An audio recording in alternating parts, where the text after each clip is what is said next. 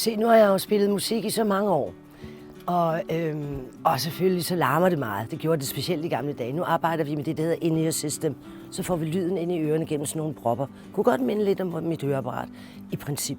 Men sagen er den, at jeg har jo også med tiden fået tinnitus. Og nogle gange, når jeg kommer hjem fra job, så lyder det som om, at jeg har 10 vandhaner, der står og løber. Så jeg er nødt til at gå rundt og tjekke, at der vitterligt ikke er nogen vandhaner, der løber.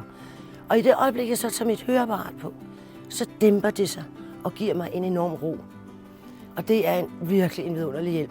Jeg blev så glad, da jeg opdagede det. Jeg vidste ikke fra starten. Så da jeg opdagede, at det hjalp mig, når jeg kom hjem fra koncerter, så blev jeg rigtig, rigtig, rigtig glad.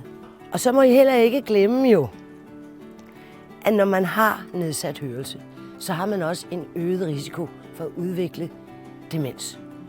Og det er jo ikke fede udsigter, så gå ud og gør noget ved det.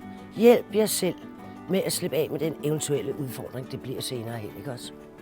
Jeg bliver nødt til at sige, at jeg er meget, meget glad for, at jeg har fået mit høreapparat. Det har virkelig gjort min dagligdag lettere og mere virkelig igen.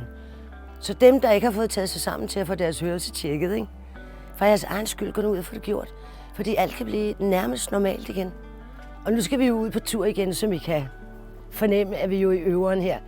Og der er jeg så glad for, at jeg har min diskant om dagen, som jeg gerne vil have den med mit høreapparat.